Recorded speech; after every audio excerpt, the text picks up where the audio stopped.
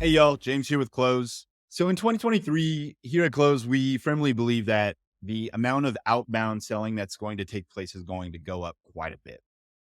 Given the economical downturn, number of layoffs, people changing jobs, there's so much going on, and inbound simply isn't raising right. Not as many people are shopping tech, and so outbound naturally will go up. And even if you're a sales rep who in the past hasn't done a lot of outbound, you might be asked to do outbound this year, even if you're used to doing inbound. So, what are some of the strategies to use in 2023? First of all, you're gonna have to put in the work. Um, it's no longer get a set of data, write some good email sequence, blast, and see what happens. Sure, sales is always a numbers game, but in 2023, there's a couple of considerations that need to happen, and there's definitely more personalization that needs to happen. So, few things that you need to be aware of first and foremost is about data quality. Data quality is down right now, even with the biggest providers. And it's not necessarily their fault. They just simply cannot keep up with the millions of records that they have, with the number of people being laid off, changing jobs. Data quality simply is not as good as it was in the past few years. And so one strategy to use is this takes more effort, but you need to verify on LinkedIn, does that person still work for the company of the email address that I have? If the answer is yes, great, good data, right? If the answer is no, is where they work now still relevant to what I'm selling? Maybe, maybe not, right? And you got to make that determination. So you got to put in the work. There's a bit of a grind that happens there. Now, the other element of this is great. You've done the work. You've got decent data. Deliverability. This is the biggest game changer in terms of what will give you an edge versus not ever having your emails seen. Deliverability, most emails are landing in most outbound emails, I should say, are landing in spam if that email domain has not been properly prepped for inbox placement. Now, inbox placement has to do with warming up a specific domain. It's about using specific different types of providers, like Outlook versus a Gmail. A Gmail email domain sending to another Gmail email domain has a better chance of landing in their inbox versus an Outlook going to a Gmail. So there might be a scenario where you have to use different providers to um, try and land in the inbox, but making sure any domain, regardless of provider, is warmed up properly is going to be the name of the game to give you the best chance to land in the inbox. Now, there are a number of tools that can help you with that. We will link you to, another article that can point you to some of those tools that do that really well. Um, Smart Lead, Allegro, a couple of them. Warming up your domain is very important so that you can give yourself the best chance to land in the inbox. Now, those are two pretty big problems, right? If you are not tackling the data quality and the deliverability issue, your results may be very bad. And your leadership team might be like, well, what's going on here? You need to educate them on this, right? Data quality and deliverability. These are two major hurdles that I'm experiencing as a sales rep doing outbound sales. Educate them on what's going on here. Now, once if you've done the proper prep for your email to land in the inbox, what then? It's personalization and relevance, right? Your messaging has to be on point. I highly recommend plain text, short emails. Don't put a bunch of links, don't put a bunch of attachments. People don't like long emails. They're not going to read attachments. They're probably not going to link out to whatever you're linking them to. And it's really easy to sniff out a sales email versus just reading a quick plain text email and see if there's value within it, right? So keep it really short and to the point, but keep it very relevant. Make it feel like it was written like by you, the human being. Introduce some of how you communicate with people, right? Is it through humor or candidness or whatever it might be?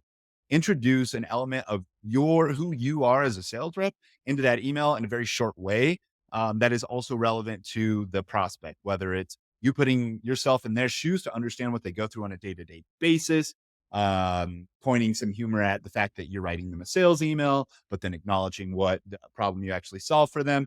Try and be creative here, right? Keep it short, plain text, to the point and relevant. And this is also going to keeping it short will optimize it for them seeing it on their mobile phone, right? When they pull it out and they see that they've got a new email, they're more likely to see the first few lines and make it, and they can decide if they want to respond to that or not. Now, what I believe is still underutilized is video messaging. I get a lot of sales emails myself, or LinkedIn messages. I get sales LinkedIn messages. A lot of these are long, really wordy, and with all due respect to the salesperson, I'm just not going to read a novel message and go through and make a determination. Um, what I will do, one, again, if it's a short, great, I can digest it, make a decision. Two, video messaging, right? I rarely get video messages from salespeople making their pitch. And so I believe this is a competitive advantage. If you are charismatic, you're funny, most people, salespeople have some element of EQ, emotional intelligence, the ability to communicate, right? Like use those superpowers as a salesperson to convey that in a video message and then send it and embed it in your email. Send it in a LinkedIn message. But an additional competitive advantage is when you create that video, share your screen and your video so they see who you are on the video, but also share your screen on their LinkedIn page or their website. All human beings, if they see something hyper relevant to themselves while someone else is talking about it, they're far more likely to be curious about what you had to say about them. Right. And so you're going to get a pretty high click rate, which most of the video messaging platforms track if they view the message or not, which could trigger you to go in and follow up at that moment in time. But also gives you a much higher chance that they're actually going to hear what you're saying.